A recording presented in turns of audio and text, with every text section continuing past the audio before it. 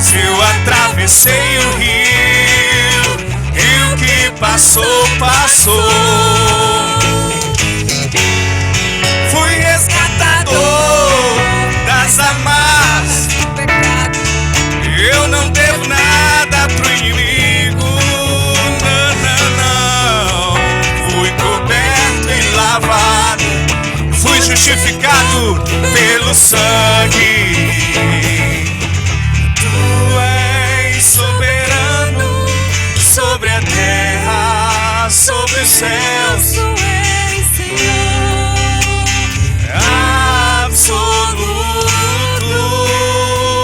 E tudo que existe e acontece, tu sabes muito bem. Tu és tremendo. E apesar dessa glória que tens, tu te importas comigo também. E esse amor tão grande eleva-me, amar-me a ti. Tu és tremendo. A terceira aula sobre o assunto linha do tempo bíblico. Vamos fazer aquela recapitulação básica. Eu quero que vocês me ajudem. Coloquei a reta, indicando, e coloquei alguns pontos importantes ali para a gente relembrar onde nós ficamos na nossa última aula. Então, pergunta para vocês: quais são os dois pontos, os dois marcos importantíssimos para aquela linha do tempo? Quais são os dois marcos importantíssimos?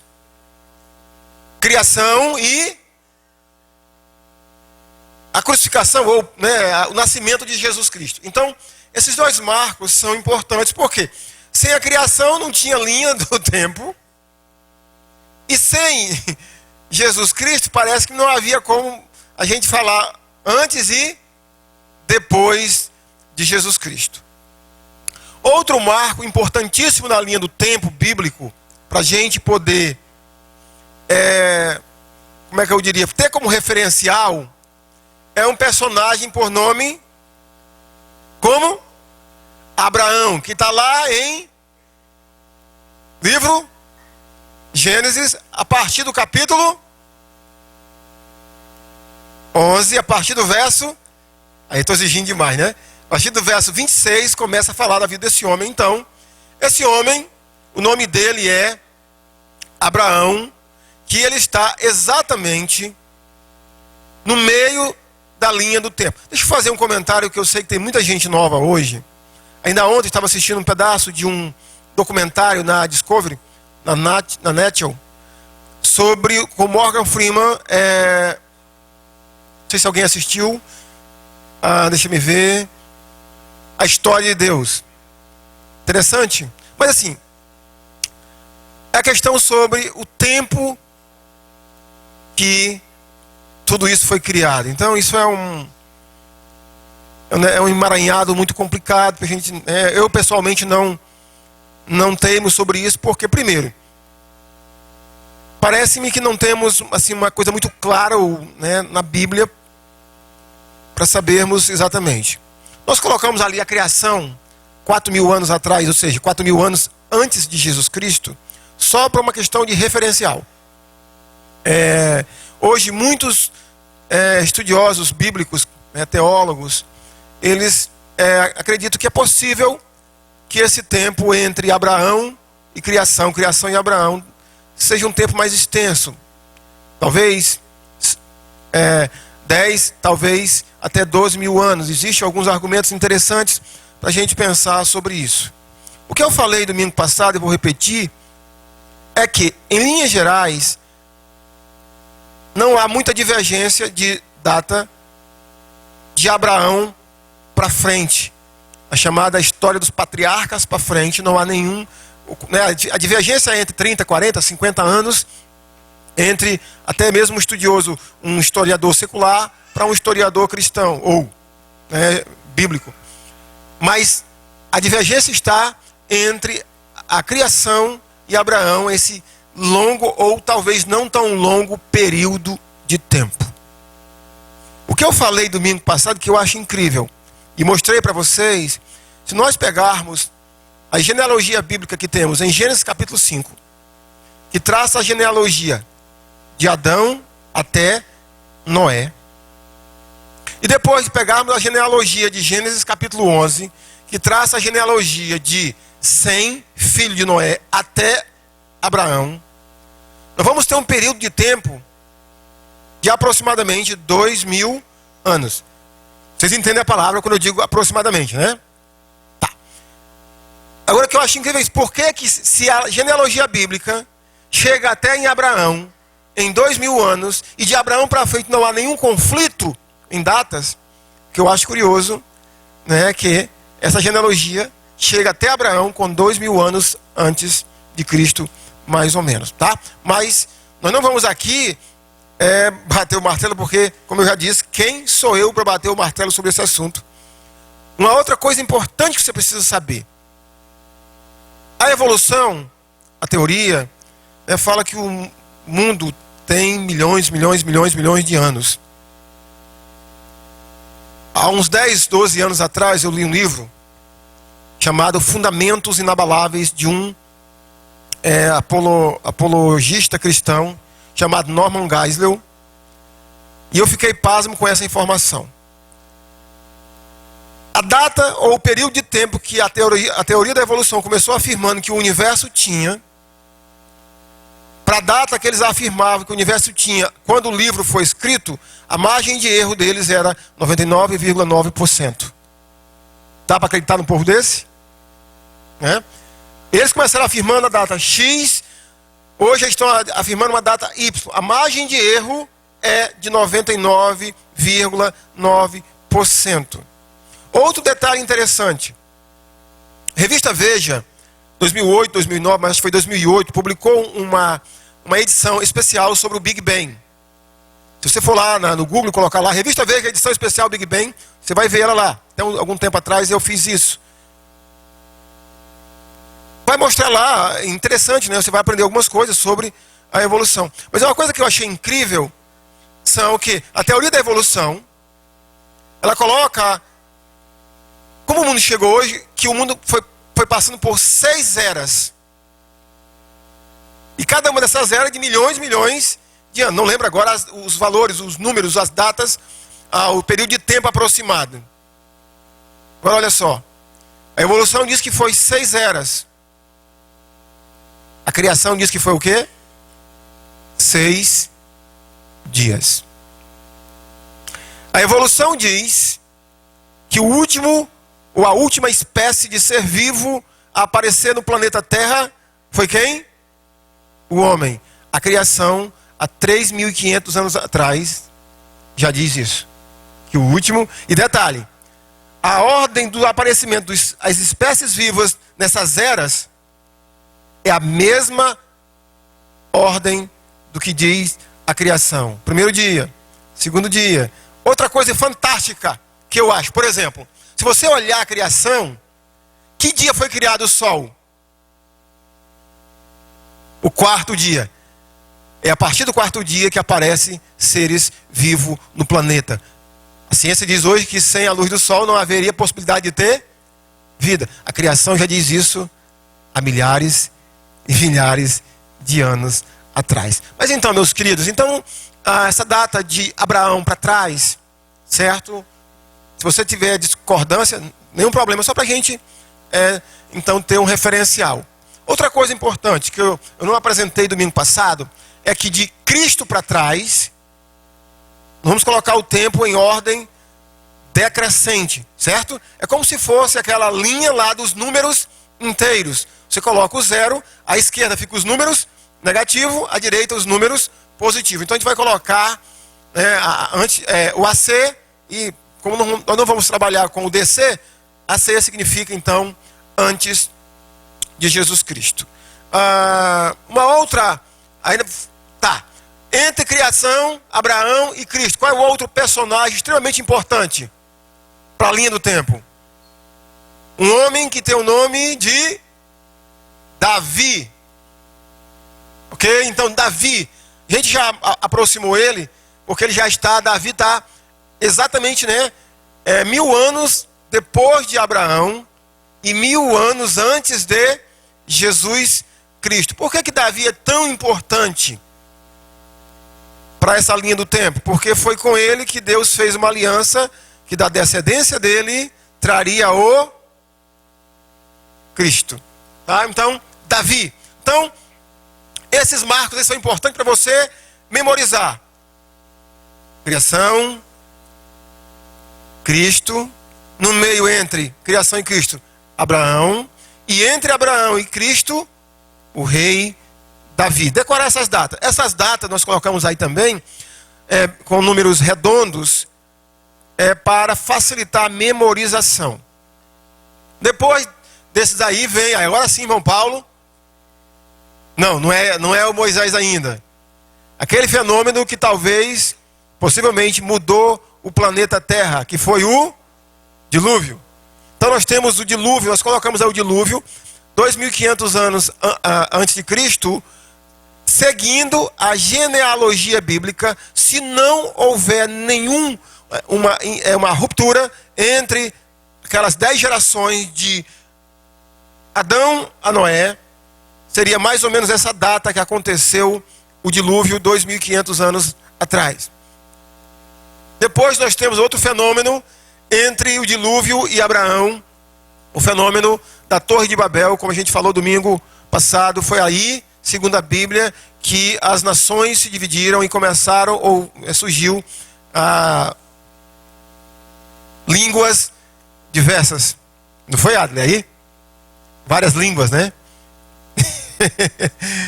Então, Torre de Babel. Eu não coloquei data na Torre de Babel para não encher também muita cabeça de vocês, tá? Mas basicamente quem organizou esse grande mutirão contra Deus aí na Torre de Babel foi um homem chamado Nimrod. Se não me engano, ele é bisneto de Noé, 4ª geração depois de Noé. Então, no máximo 120 a 150 anos depois do dilúvio, se não houver nenhuma interrupção na genealogia bíblica de Sem até, no caso, o Nimrod. Lembra, só um detalhe importante. Você pode não estar na aula passada. Nimrod não é descendente de Sem. Nimrod é descendente de Cã. De Noé também, claro, né? Mas de Cã, que lembra que Noé teve quantos filhos? Então, Nimrod descende daquele filho de Noé chamado Cã, ou Cão, depende da versão, tá? Mas, talvez Nimrod seja mais para Cão mesmo. Aí, nós tivemos também um período na Bíblia chamado, não digo que a Bíblia chama, né? Mas a gente chama, de Abraão em diante, nós temos um período chamado período dos patriarcas. Basicamente, quem são esses patriarcas? Vamos lá. Abraão, Isaac, Jacó e os seus filhos, né? Tanto José, que é o cabeça desses patriarcas no sentido de importância, mas seus irmãos. Entra aí então o período dos patriarcas, nós temos aí. E não coloquei data também nesse período. Aí, no final do período dos patriarcas, surge um outro fenômeno interessante para a história de Israel, para a história bíblica, que é o cativeiro no Egito. Eu não coloquei data também para o início do cativeiro. Possivelmente, os escritores da Bíblia, eles contam o cativeiro com a chegada de Jacó.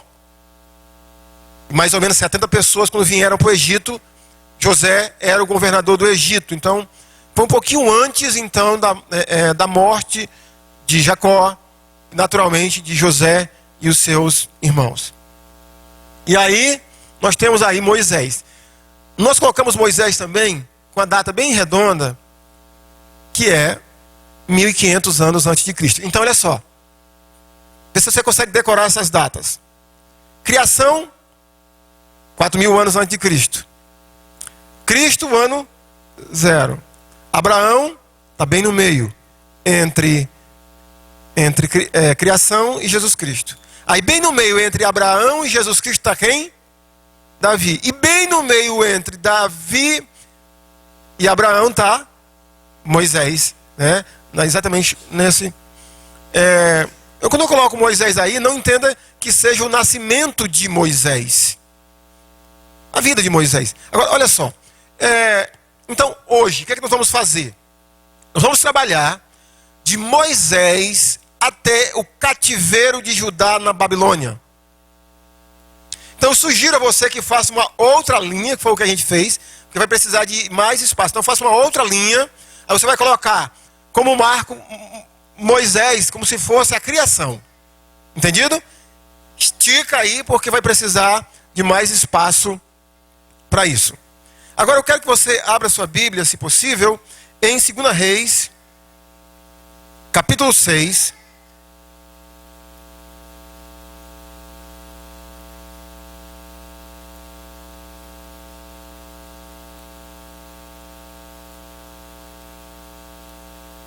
Segunda Reis 6. Desculpa, não é a segunda, gente, é a primeira Reis, desculpa. Verso 1.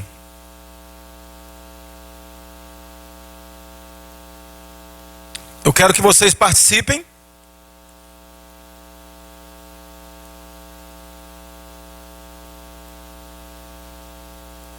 Nós estamos aqui no reinado do rei Salomão, filho de Davi. Diz assim no verso 1. No ano 480, depois de saírem os filhos de Israel do Egito, Salomão, no ano 4º do seu reinado sobre Israel, no mês de Ziv, começou a edificar a casa do Senhor. Qual foi o ano que nós colocamos Moisés? 1500. Aí ele está dizendo, o escritor de 1 Reis, que o primeiro templo dos judeus, foi construído em que ano? No ano 480 depois do Êxodo. Ou seja, depois que os filhos de Israel saíram do Egito. Então, rapidamente, some aí. O templo foi construído no ano de 966 a.C. Por que eu sei disso?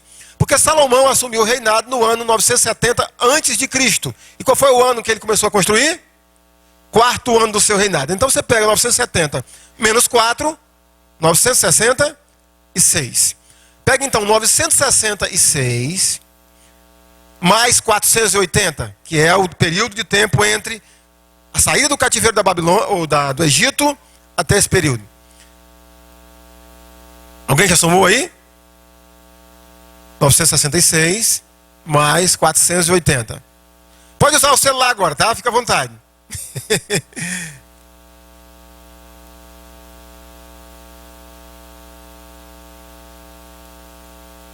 1446. Então, por essa data de 1 Reis 6:1, o cativeiro, ou a saída do cativeiro, foi no ano 1446 antes de Cristo. Há uma ou outra divergência. Alguns estudiosos acreditam que pode ter sido no ano de 1290, por conta do nome da cidade de Ramsés, que aparece em Êxodo 1 e 11.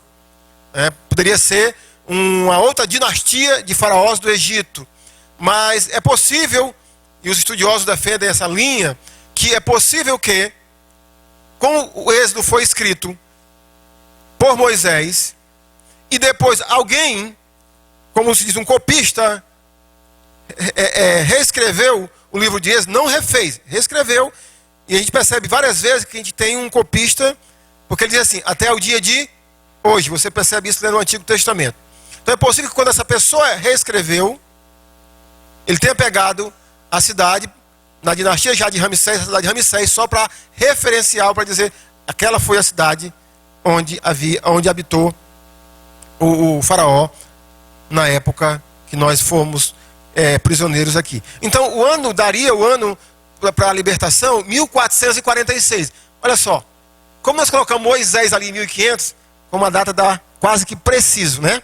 Moisés, mais ou menos 1500, então, 1446, então, aconteceu o cativeiro no Egito. Deixa eu dar outro texto para vocês. Juízes 11, 26. Um outro argumento que, para essa data da libertação de Israel do cativeiro, mais ou menos em 1446, é o período dos juízes. Porque se o cativeiro, ou a libertação, melhor dizendo, foi já no século 12 a.C., o período dos juízes se encolheria bastante em termos de tempo. E olha só o que diz Jefté, se não me engano. Juízes 11, 26. Enquanto Israel habitou, olha só o total de tempo. Quanto tempo? Ou seja, aqui o juiz está dizendo que o período que ele já estava vivendo, esse período de juízes, de aproximadamente 300 anos,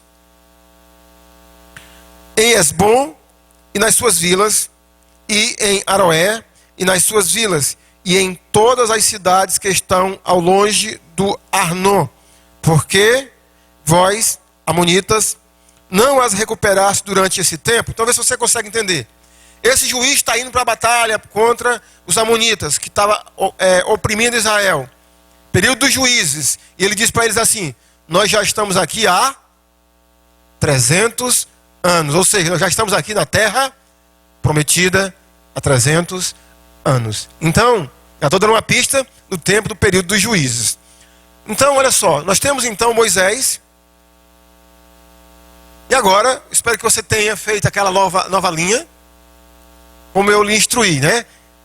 Dá essa esticada aí. Então, vamos avançar.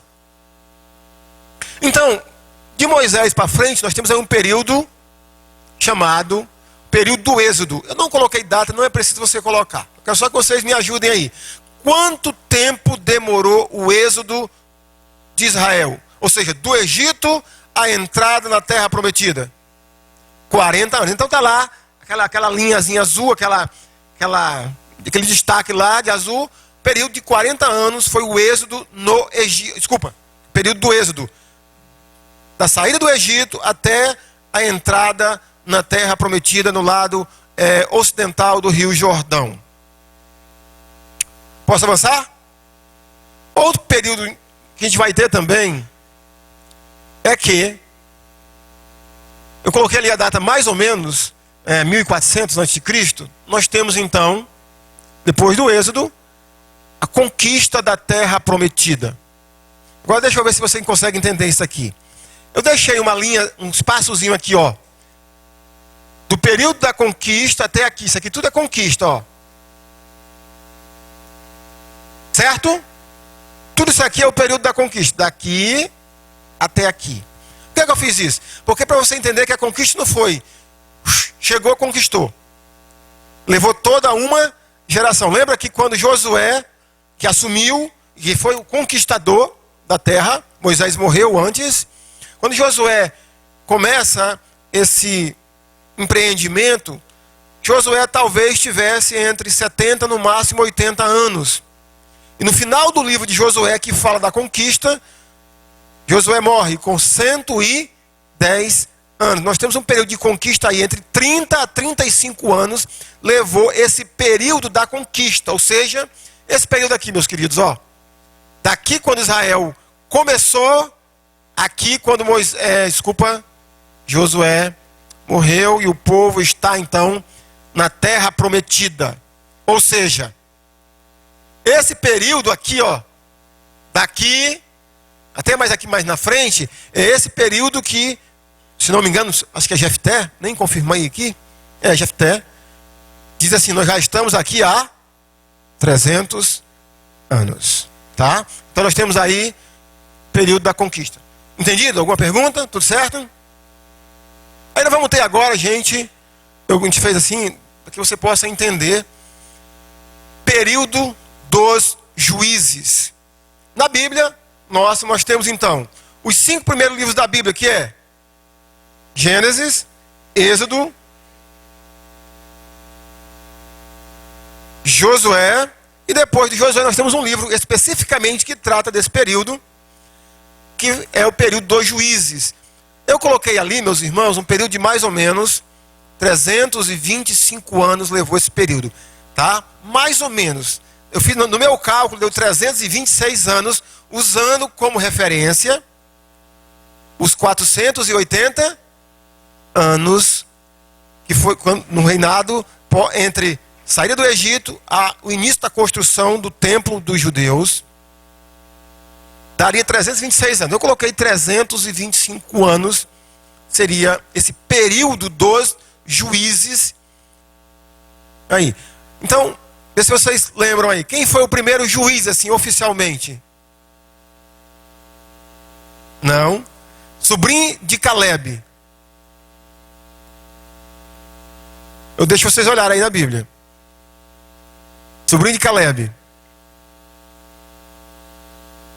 Juízes 3, imagino.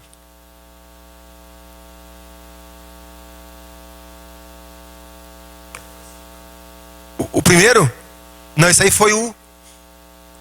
foi o último. Eu ia perguntar o primeiro e o último. Então, o nome dele começa com o cara que vai fazer minha aliança. Jair. Jair, sobrinho de Caleb. Caleb é aquele mansinho. Bem mansinho, Caleb, né? Então, acharam aí?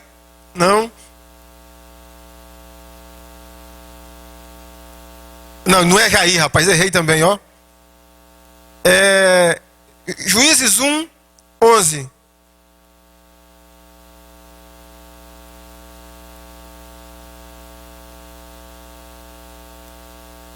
Dali partiu contra os moradores de Derbe, e era dantes o nome de Derbe Kiriat Sefé. Disse Caleb: a quem derrotar Kiriat Sefé e a tomar, darei minha filha Axa por mulher. Tomou-a, pois, aí está o nome do primeiro juiz, Otoniel, rapaz. Otoniel, gente, não foi Jair. Jair também foi um juiz, mas não foi Jair. Otoniel. Esse foi o primeiro juiz. E aí o último, sim, Hércules. Isso. Aí lembra, aí por isso que Samuel é chamado na teologia um tipo de Cristo, porque Cristo é rei, profeta, sacerdote. Samuel exerceu exatamente essas 3 funções. Ele não foi um rei, mas ele fez a transição do final do período dos juízes, com um juiz, e, como se diz, passou o cajado para o primeiro rei de Israel, cujo nome é Saul. Então, período do juiz, então, um período de 325 anos. Aí nós temos, meus queridos irmãos, uma outra período interessante demais na história de Israel, que também coloquei período, que é o período do Reino Unido.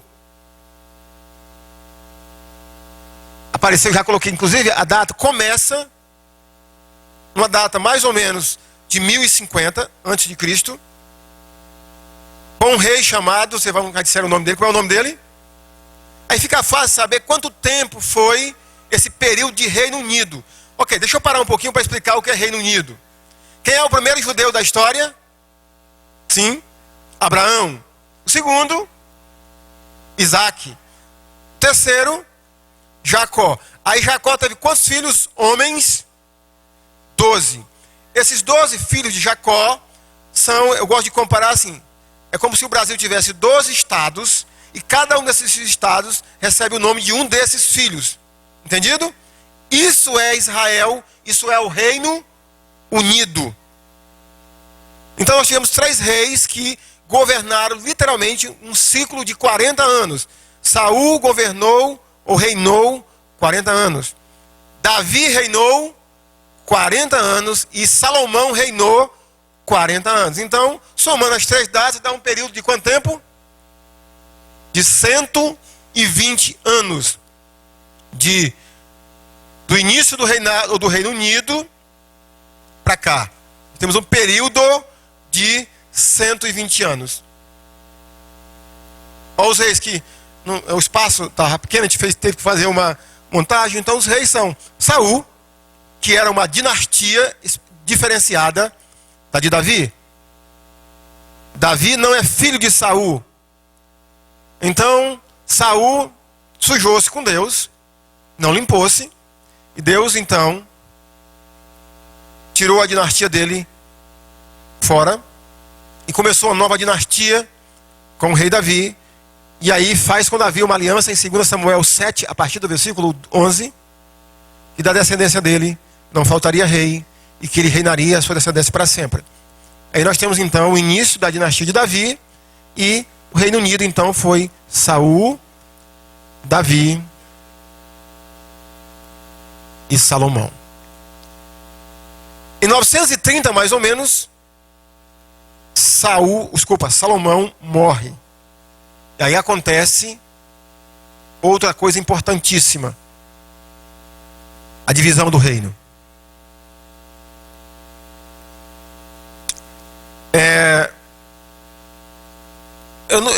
Por causa do tempo, eu não coloquei as referências bíblicas para saber onde foi que aconteceu, por exemplo, a divisão do reino. No livro de 1 Reis você vai encontrar a citação. Quando Salomão morre, o filho dele, chamado Roboão, assume o reino.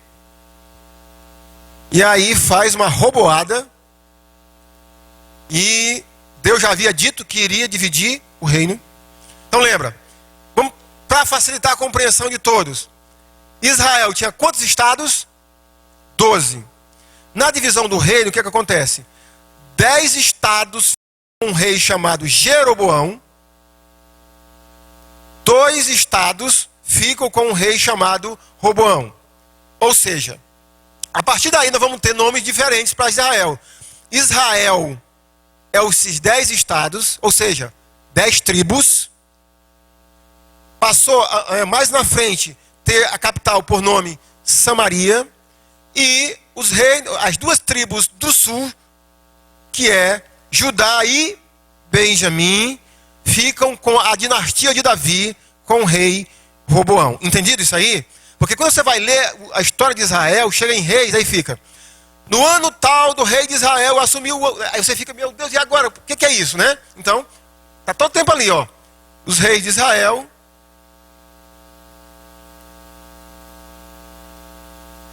Não. Boa pergunta, Hércules.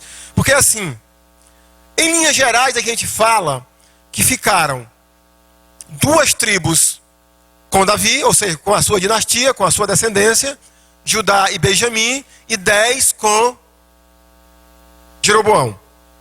Mas, se a gente for ao pé da letra, aí, né, o templo foi construído aonde? Jerusalém. Quem era a tribo do sacerdócio? Tribo de Levi. Então, tecnicamente, se não toda a tribo de Levi, mas boa parte dos levitas ficaram com Judá. Por conta dessa questão de cuidar das coisas sagradas. Embora que, mas em linhas gerais, os levitas...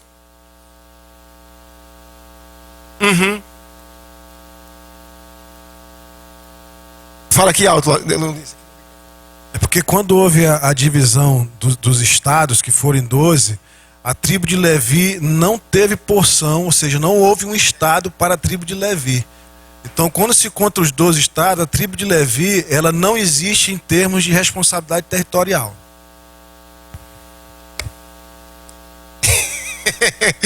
Então, gente, outro detalhe importante que o Ulisses colocou: dessas 12 tribos, eu falei que Jacó teve quantos filhos?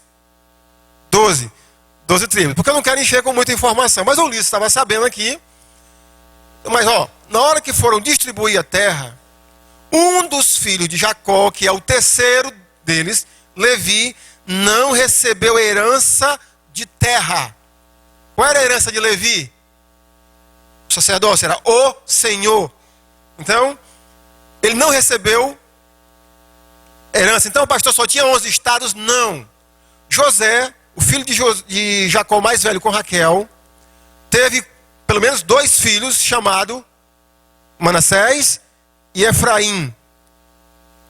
José não entra também, mas entra Efraim e Manassés. Então aí vai dar, você tira José e tira Levi, fica só 10, certo? Mas aí entrou Manassés e Efraim. Então, essas territorialmente falando, 10 ficam com Jeroboão, norte. Imagina aqui Israel, norte para cima, as 10 tribos, para baixo, Benjamim e Judá, Judá e Benjamim, 2. Aí lembra, boa parte dos levitas ficaram com a turma de Davi. Boa parte, alguns foram, né? Alguns. Exatamente. Os levitas que foram com Jeroboão eram aqueles que não tinham firmeza doutrinária, então eles foram. Mas é sério, eles foram, alguns foram. E a gente vai olhando a história de Israel, a gente percebe que em vários momentos de reavivamento em Judá, outras tribos, não como território, mas pessoas vieram e se bandearam para a turma de Judá. Observação, quando Jeroboão constrói um altar e começa então ali a história de idolatria, por que ele construiu? Que ele pensou assim: o templo está onde? Em Jerusalém. Quem é que governa Jerusalém? Roboão. O povo vai querer ir adorar. E Roboão vai roubar o coração deles e eu vou me ferrar. Então eu vou construir um lugar de supostamente adoração, para que o povo não tenha necessidade de sair daqui para ir para lá para adorar a Deus. E aí foi quando começou então a história da, assim, não é que começou, né, mas proliferou a idolatria em Israel. Resumindo, a partir da divisão do reino, as 10 tribos do norte, como é que vai ser o nome? Israel. As 2 tribos do sul, como é que é o nome do reino? Judá. Quem ficou com a dinastia de Davi? Judá. Fora da dinastia de Davi, as 10 tribos, né, do norte. Entendido isso aí, gente? Então, no ano, mais ou menos no ano, alguns historiadores colocam o ano 930, outros 931. Nós temos então aí a divisão do reino, aconteceu exatamente com esse rei chamado Roboão. Aí, anos depois, nós temos o cativeiro de Israel. Lembra, Israel não é mais as 12 tribos, é quantas agora? 10 tribos. Em 722, Israel tem o seu cativeiro, vai para o cativeiro em 722, antes de Cristo. Qual é o país que leva Israel para o cativeiro? A Síria, não confunda com Síria, com a Síria. Tá? Foi a Síria, um país que veio um pouco distante, então leva Israel para o cativeiro. E basicamente, gente, eu só resumi aqui um pouquinho essa história para o Novo Testamento. Há um povo no Novo Testamento que os judeus odiavam ele e eles odiavam os judeus. Como era o nome desse povo? Os samaritanos, né? Por quê? Essas tribos que foram para o cativeiro, na sua grande maioria, eles se misturaram, casaram com outros povos e se misturaram. Chamam-se as 10 tribos perdidas. Alguns depois voltaram, depois do cativeiro voltaram, mas voltaram mistos. Por isso que os judeus olhavam para eles assim, ó. Tá? Os samaritanos. Então voltaram, e aí... Mas então em 722... Lembra que eu falei que a gente também ia dar uma olhada nessa linha do tempo, nos impérios, ou nos maiores impérios do planeta, ou da nossa história. Qual foi o primeiro império que nós colocamos lá na linha do tempo, na aula passada? O Egito. Agora vai surgir um outro império, que é a ascensão do Império Assírio. Se você está lendo a história de Israel, ou a história da Bíblia, 1 Reis, 2 Reis, você vai ver, por exemplo, Ezequias enfrentou uma batalha terrível exatamente nesse período do cativeiro. Só que o cativeiro foi só para Israel e não para Judá. Lembra daquela batalha de Ezequias? Que ele orou, que o rei Senaqueribe veio, humilhou ele, humilhou Deus, e Deus mandou um anjo e morreu 185 mil soldados. Nesse período aí do cativeiro, um pouquinho antes. Então, um pouco antes do cativeiro de Israel, ou seja, um pouco antes de 722 a.C., nós vamos ter a ascensão do Império assírio. Tá? Não vou falar o nome de alguns reis para vocês, não vai encher muita informação para vocês. Então nós temos a ascensão de um segundo grande império. Quando nós estudamos Apocalipse, lembra lá daqueles chifres? 5 chifres e tal. Está falando desses impérios aí. Egito, Assíria, tá? Então nós temos aí então a ascensão, não coloquei data, do império assírio. Aí outro marco importante. A gente vai ter então, em 586 a.C., cativeiro na Babilônia. Cativeiro para quem agora? Para Judá. Se possível, você já vai abrindo sua Bíblia aí em 2 Reis, capítulo 23. Daqui a pouco a gente vai ler algumas coisas aí. É aí, gente, que termina a história de Israel e Judá. Nos livros de 2 Reis e 2 Crônicas, termina aí.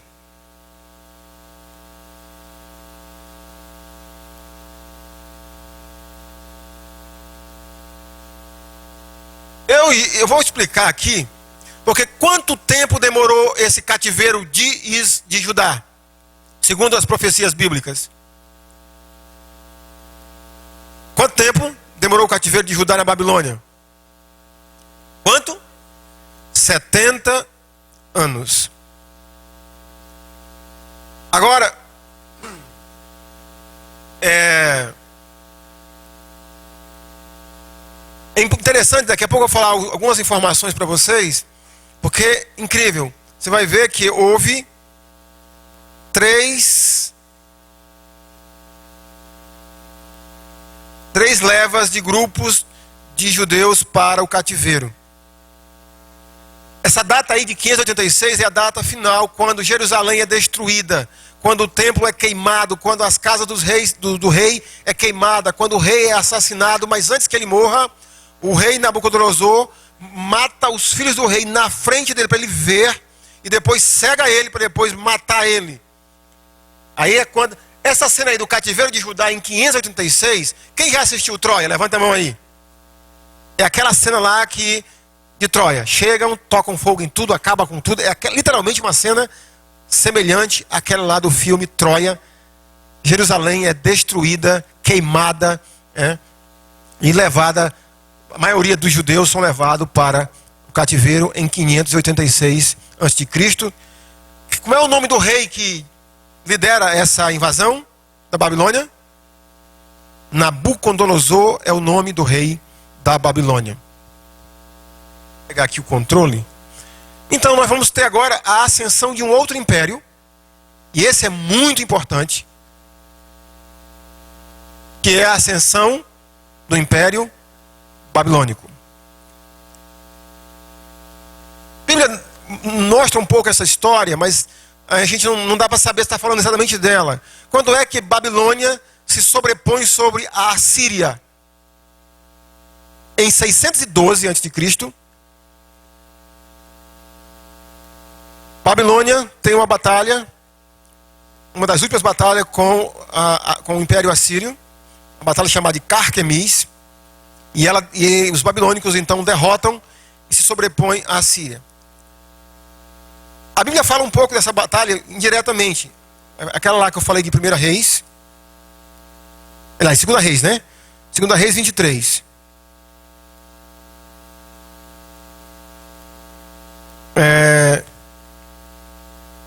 A partir do verso 28, quando narra a morte do rei Josias. Olha só, 2 Reis 23, 28.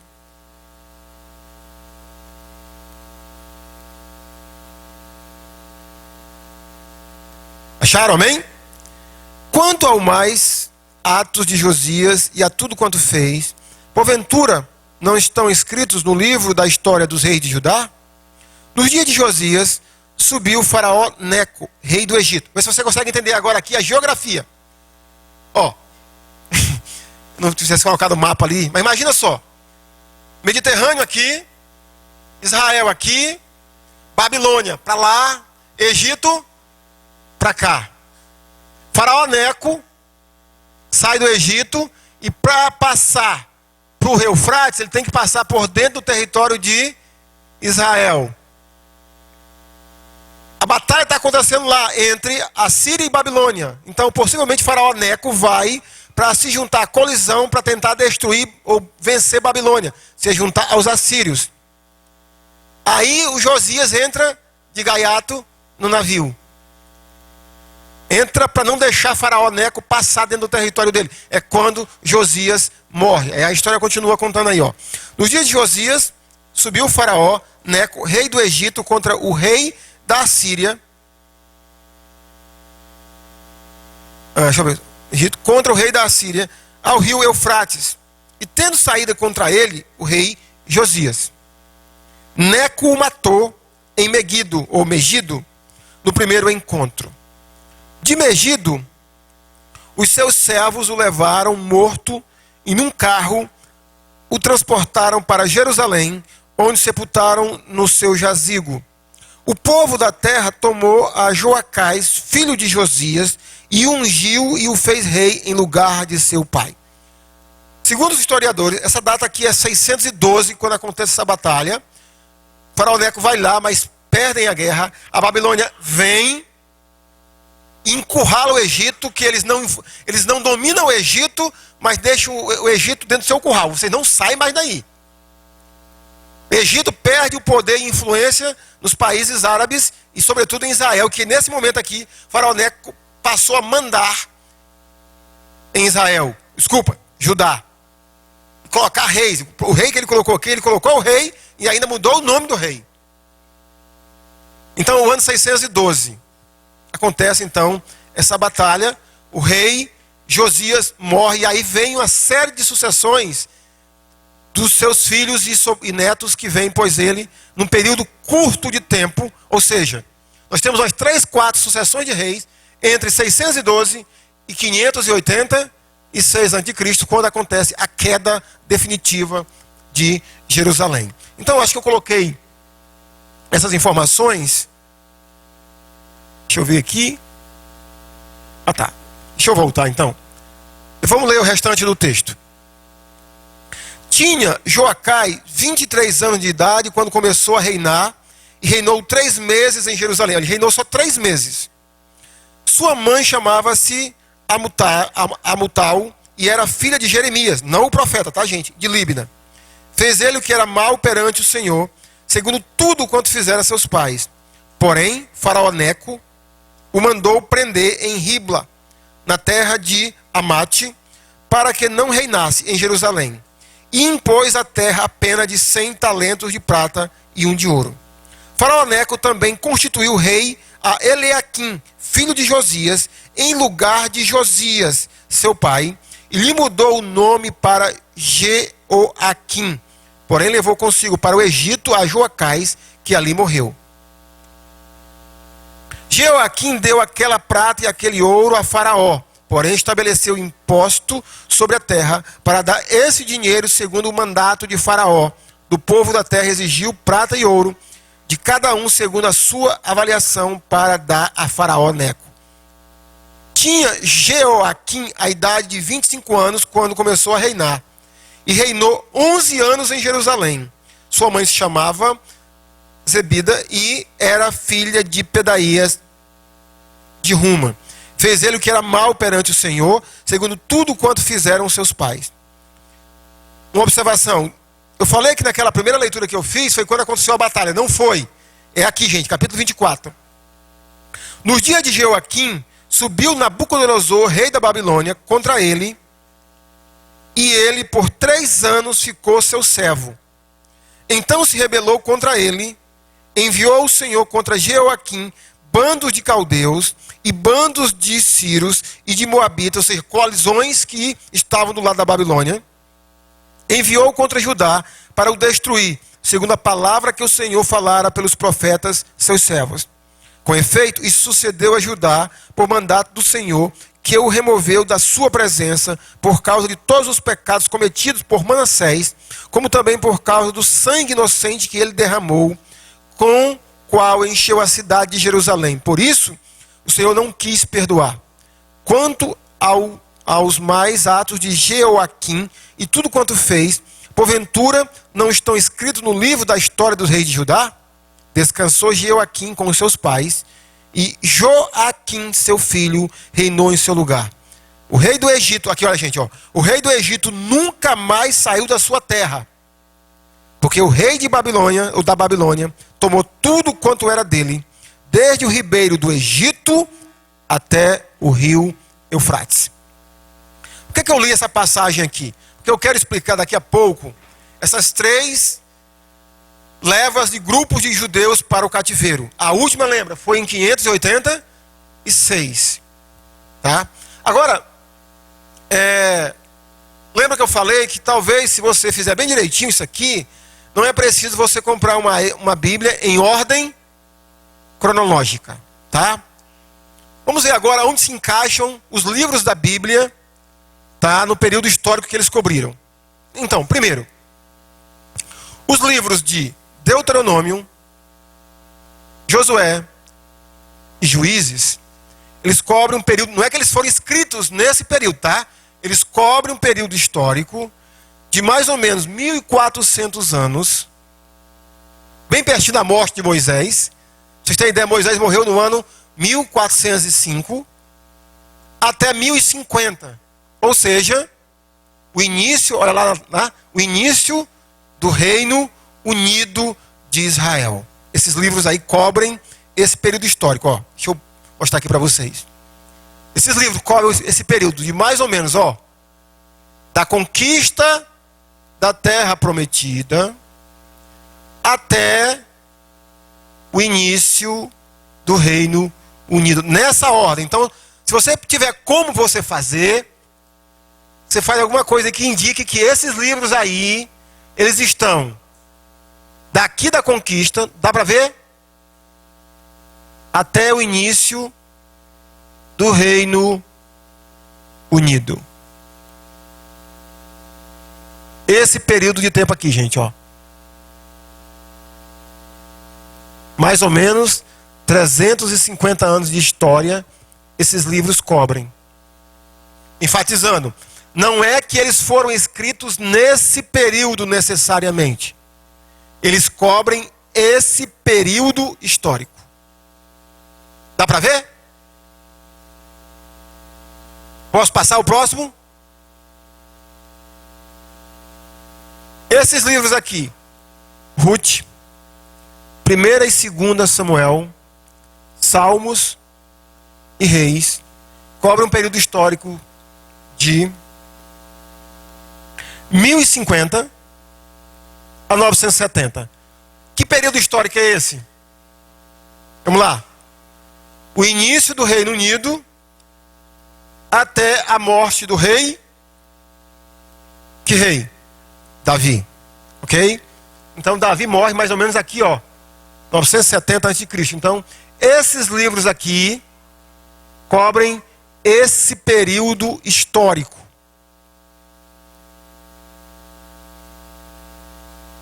Posso passar? Esses livros aqui. Atenção que eu tenho que fazer uma explicação sobre Jó. Tá? Esses livros aqui, ó. Jó, Provérbios, Eclesiastes e Cânticos, ou Cântico dos Cânticos, cobrem esse período de, novamente, ó, 1070 a 931.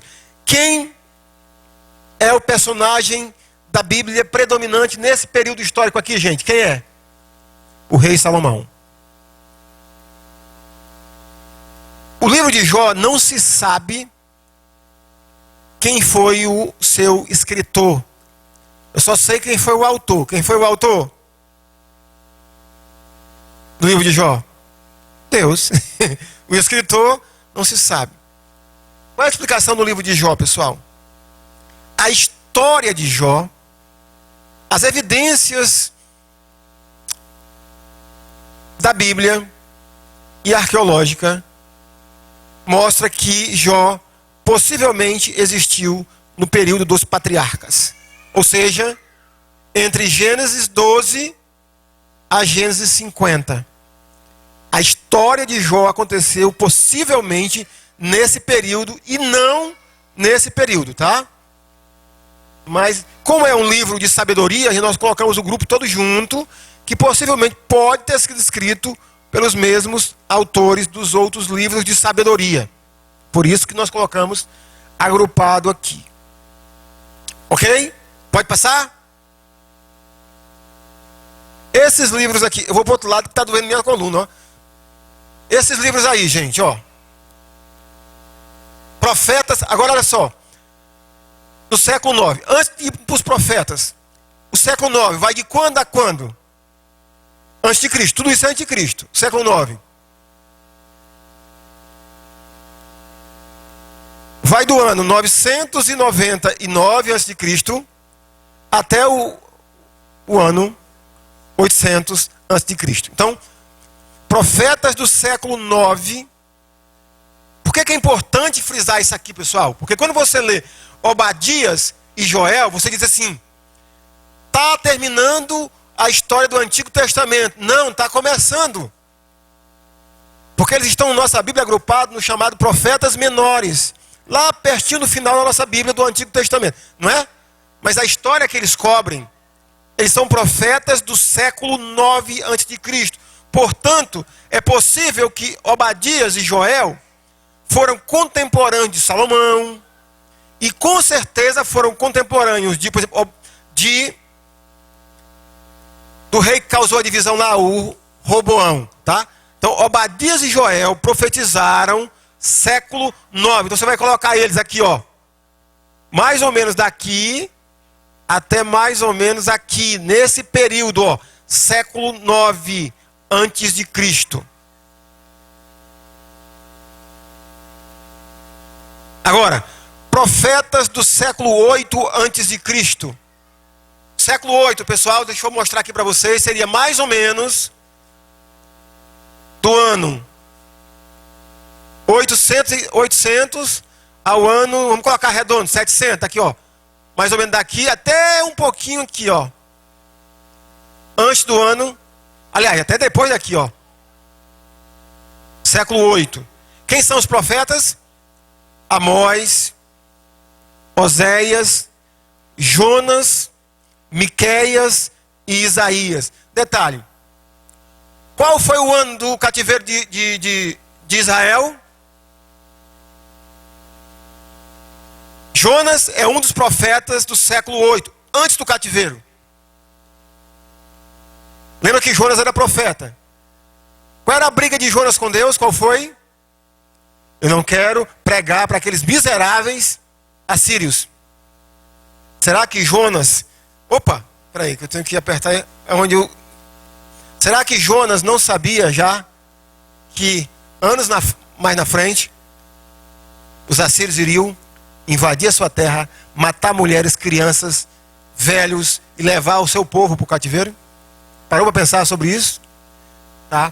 Então, profetas do século VIII, esses aqui, gente, ó, Amós, Oséias, Jonas, Miqueias e o profeta Isaías. Mais uma vez, quando o Senaqueribe invade Judá e quer tomar Jerusalém, afronta Deus, humilha Ezequias, quem é o profeta que Ezequias recorre? Profeta Isaías. Então Isaías foi contemporâneo do cativeiro de Israel. Clexon. Sim.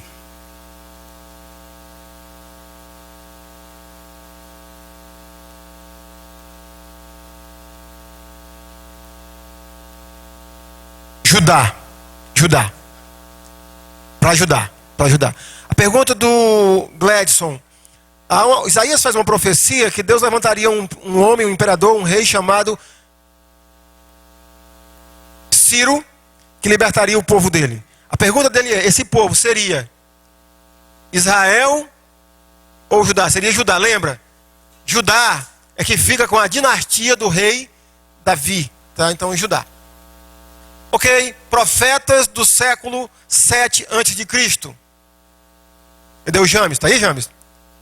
James, Naum, tá? Entendeu, né? Tô brincando com o Jambo, porque o Jambo só escreve não e só escreve Naum. Então Naum é um profeta. Naum, Sofonias, Abacuque e o profeta Jeremias foi o último profeta do século 7 antes de Cristo. Posso passar? E a observação que eu falei. Lembra que eu falei que aqui tinha acontecido 3 levas de Judá para o cativeiro na Babilônia. Então eu coloquei aqui, ó. Observação. Houve 3 deportações de Judá para a Babilônia.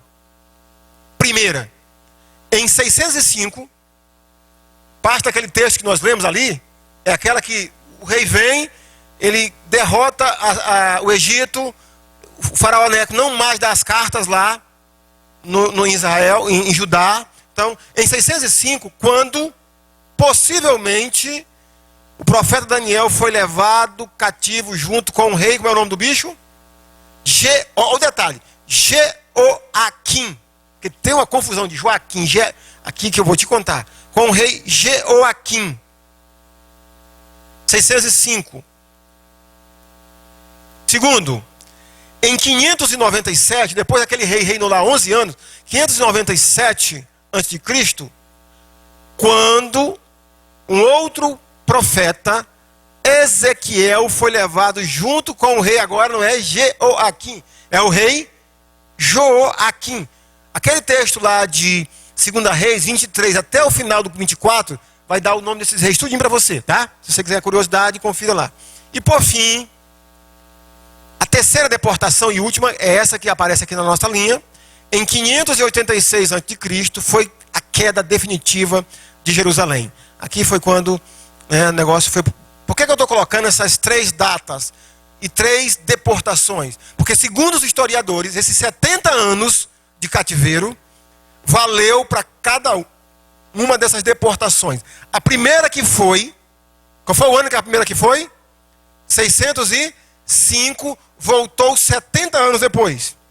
A segunda que foi 587, voltou 70 anos depois. E a terceira, 586, voltou 70 anos depois. E por hoje é só. Na próxima aula, que não vai ser domingo que vem, porque é o Dia das Mães, né, Jeffrey? A gente então termina, vamos fechar o período do cativeiro até o período interbíblico, até chegar em Jesus Cristo, e aí a gente termina linha do tempo, e até os livros, alguns livros do Novo Testamento, pelo menos o fim do cânon do Novo Testamento. Um bom dia.